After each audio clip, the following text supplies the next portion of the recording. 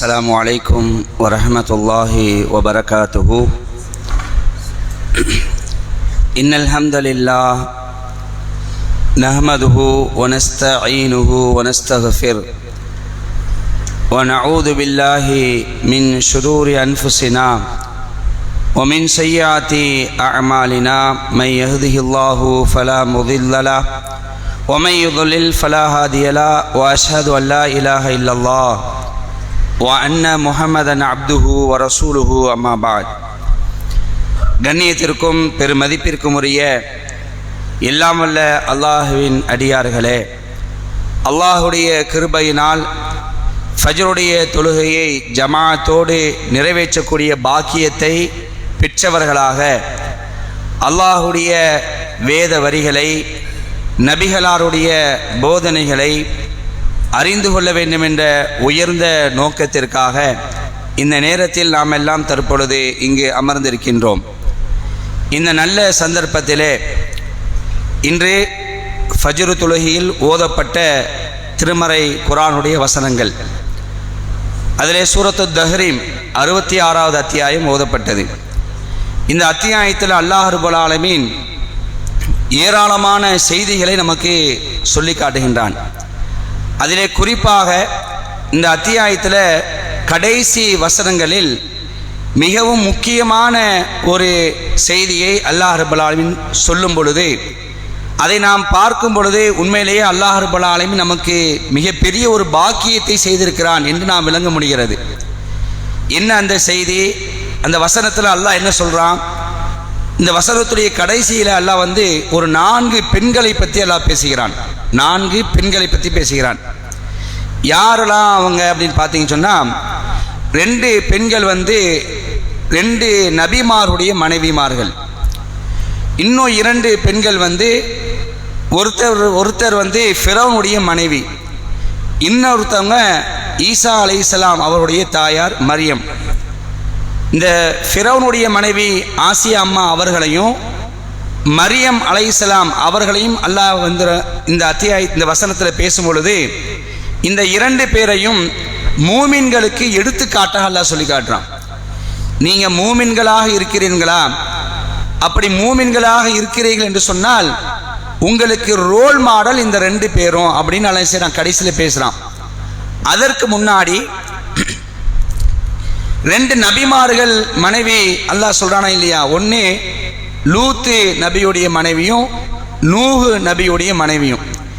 இந்த 2 மனைவிமார்களையும் அல்லாஹ் ரப்பல் ஆலமீன் காஃபிர்களுக்கு எடுத்துக்காட்டாக சொல்றான். இறை மறுப்பாளர்களுக்கு எடுத்துக்காட்டு இந்த 2 பேரு. எப்படி அல்லாஹ் பேசுகிறான்?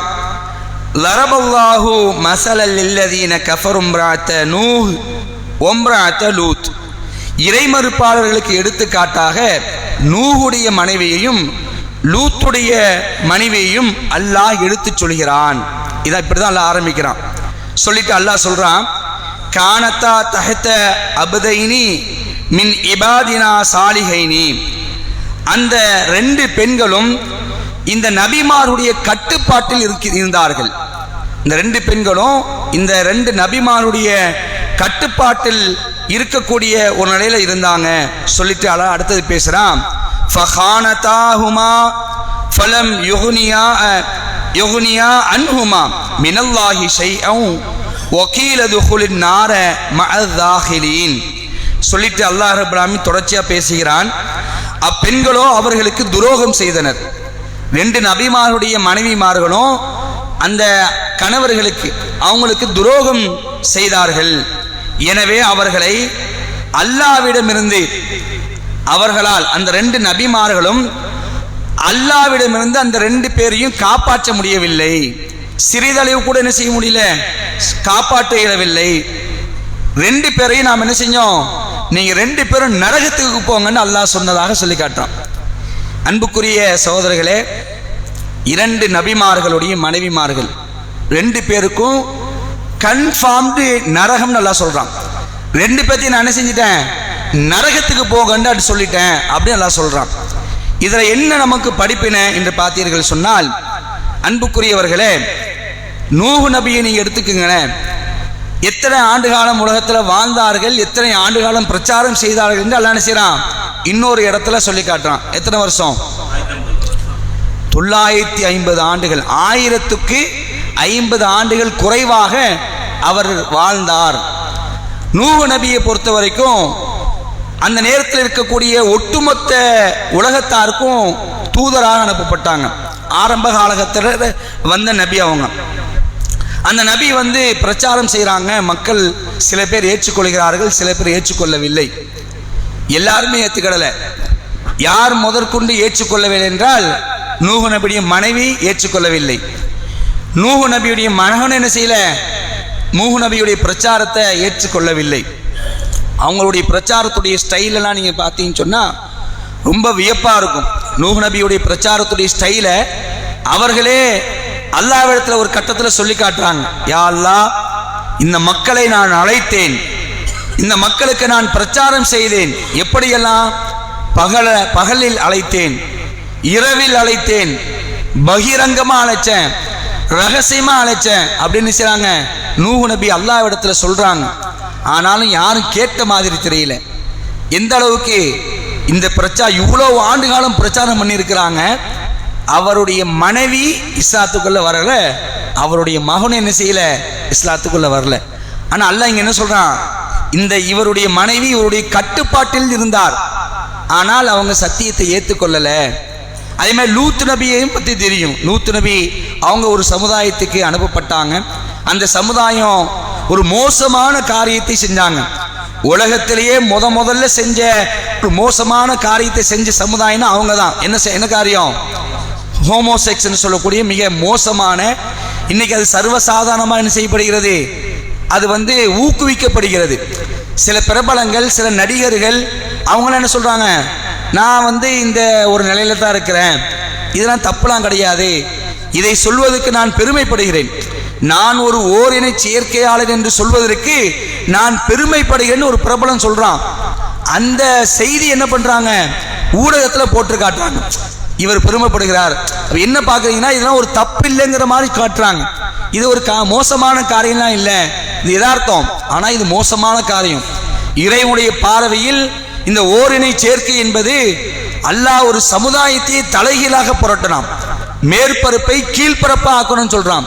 மிக மோசமான ஒரு காரியம். அப்படிப்பட்ட ஒரு காரியத்தை முதலாக செய்த ஒரு சமுதாயம் தான் லூத் நபியுடைய சமுதாயம். அதை எதிர்த்து பிரச்சாரம் பண்றாங்க. அதே நேரத்தில் ஏகத்துவத்தை என்ன செய்றாங்க, பிரச்சாரம் பண்றாங்க.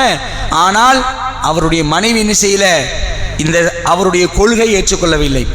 2 பேரும், நூஹ் நபியுடைய மனைவியும் லூத் நபியுடைய மனைவியும் இந்த சத்தியத்தை ஏற்றுக்கொள்ளவில்லை. அவர்கள் அல்லாஹ் சொல்றான், அவர்கள் 2 பேரையும் நீங்கள் நரகத்தில் நுழைவோருடன் நீங்கள் இருவரும் நுழையுங்கள் என்று அப்பெண்களிடம் கூறப்பட்டது. இந்த பெண்களை இந்த நபிமார்களால் காப்பாற்ற இயலவில்லை. இதான் விஷயம். இவ்வளோ பெரிய நபிமார்கள் 950 வருஷம் பிரச்சாரம் பண்ணியிருக்கிறாங்க, வாழ்ந்திருக்கிறாங்க. அவர்களை மாதிரி நம்மளால பிரச்சாரம் பண்ண முடியுமா? ஒரு காலம் முடியாது. ஏன்? அவர்கள் இறை தூதர்கள். விவேகத்தோடு அறிவுபூர்வமாக ஆணித்தரமாக பிரச்சாரம் செய்தும் கூட தன்னுடைய மகனை நூஹ் நபியால் காப்பாற்ற முடியவில்லை, தன்னுடைய மனைவியை நூஹ் நபியால் தன்னுடைய கொள்கையில் வென்றெடுக்க முடியவில்லை என்றால் இதான் அல்லாஹ்வுடைய ஸ்டைல், இதான் அல்லாஹ்வுடைய அதிகாரம். இன்ன அலைனா லல்ஹுதா, நேர்வழி நம்மை சேர்ந்ததுன்னு சொல்லி காட்டுறான். சத்தியத்தை நான் யாருக்கு நாடுகிறேனோ அவருக்கு தான் நான் கொடுப்பேன். நான் நாடலன்னு சொன்னா அது யாராக இருந்தாலும் சரி, நபிமாருடைய சொந்த பந்தமா இருக்கட்டும், நான் நாடணுங்க அல்லாஹ். அன்புக்குரியவர்களே, இந்த வசனத்தில் நாம பார்க்கக்கூடிய மிகப்பெரிய ஒரு படிப்பு என்னன்னு கேட்டீங்கன்னு சொன்னா, இந்த கொள்கையை அல்லாஹ் ரப்புல் ஆலமீன் யாருக்கு நாடுகிறானோ அவர்களுக்கு தான் அல்லாஹ் கொடுப்பான். அல்லாஹ் நாடலவைங்கள இந்த நேர்வழி கிடைக்காது. இன்னைக்கு அல்லாஹ் நமக்கு மிகப்பெரிய ஒரு பாக்கியத்தை பண்ணியிருக்கிறான். நாமெல்லாம் யாரு? எல்லாத்தையும் கரைச்சி குடிச்சு ஓதி படிச்சு ஆய்வு செய்து ஒரு நிலையில இருக்கிறோமா? அல்லது நம்முடைய பரம்பரை எல்லாம் இஸ்லாத்துல இருந்த ஒரு பரம்பரையா? இல்லையே. ஆனால் அல்லாஹ் நாடி இருக்கிறான். அல்லாஹ்வுடைய அருளின் காரணமாக அல்லாஹ் நமக்கு இந்த சத்தியத்தை தந்திருக்கிறான். இந்த வசனத்துல நம்ம என்ன படிப்பினையா பெறோம்னு சொன்னா, நபிமாருடைய மனைவிமார்களுக்கு அல்லாஹ் சத்திய கொள்கை கொடுக்கல, சாதாரண ஒரு நிலையில் இருக்கக்கூடிய நமக்கு என்ன செஞ்சிருக்கிறான், இந்த சத்தியத்தை தந்திருக்கான்னு சொன்னால் இது அல்லாஹ் நமக்கு செய்த மிகப்பெரிய பேரருள். இதுக்கு நிகராக எதுவுமே கிடையாது. இன்ஷா அல்லாஹ் இந்த சத்தியத்திலேயே வாழ்ந்து இந்த சத்தியத்திலேயே மரணிக்கக்கூடிய பாக்கியத்தை அல்லாஹ் நமக்கு தரணும். இதில் என்ன பார்க்குறோம்னா, அந்த 2 பேரும் அவருடைய மனைவிமார்களை காப்பாற்ற இயலவில்லை. உலகத்திலையும் காப்பாற்ற முடியாது, மறுமையிலேயே காப்பாற்ற முடியுமா? மறுமையிலேயும் காப்பாற்ற முடியாது. அல்லாஹ் டிக்ளேர் பண்ணிட்டான், நரகத்துக்கு போங்கன்னு சொல்லிட்டேங்கிறான். ஊருக்கான நரகத்திலும் அவரால் காப்பாற்ற முடியாது. ஆனால் இந்த அத்தியாயத்தில் தான் அல்லாஹ் இன்னொரு வசத்தை சேர்த்து சொல்கிறான். யா அய்யுஹல்லதீன ஆமனூ கூ அன்ஃபுஸக்கும் அஹ்லீக்கும் நாராங்கிறான். ஈமான் கொண்டவர்களே, உங்களையும் உங்கள் குடும்பத்தாரையும் நரக நெருப்பை விட்டு பாதுகாத்துக் கொள்ளுங்கள் சொல்றானா இல்லையா? இந்த அத்தியாயத்தில் சொல்லி காட்டுறான். அதே நேரத்தில் நம்ம சொல்லத்தான் முடியுமே தவிர என்ன செய்ய முடியாது, அவர்களை நேர்வழிப்படுத்த நம்மளால முடியாது. உள்ளத்தில் நேர்வழியை சேர்ப்பது என்பது அல்லாஹ் தன் புறத்தில் வச்சிருக்கிறான். இந்த விஷயத்தில் இந்த வசனத்தில் என்ன படிப்பினை இருக்கிறதோ அந்த படிப்பினையை பெறக்கூடிய நன்மக்களாக இருக்கணும். நாளை மறுமையிலேயே அவர்களால் என்ன செய்ய அவர்களால் காப்பாற்ற முடியும். ஆனால் இன்னைக்கு என்ன செய்கிறாங்க, இந்த அப்பாக்கள் எங்கள் தெருவில் அடக்கம் பண்ணியிருக்கக்கூடிய எங்கள் அப்பா அந்த அவுளியா இந்த அவுளியானா நாளை மறுமையில் காப்பாற்றுவாங்கன்னு சொல்கிறாங்க இல்லையா? இந்த வசனம்லாம் மிகப்பெரிய ஒரு அடி அவங்களுக்கு.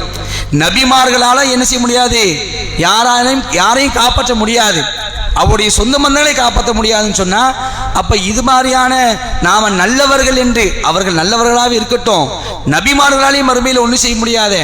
ஏன்னா அதிகாரம் எல்லாம் அல்லாஹ் கையில போயிடும். அப்ப இந்த வசனம் மிகப்பெரிய ஒரு படிப்பினையாக நமக்கு இருக்கிறது. இதை உணர்ந்து செயல்படக்கூடிய மக்களா இருக்கணும்.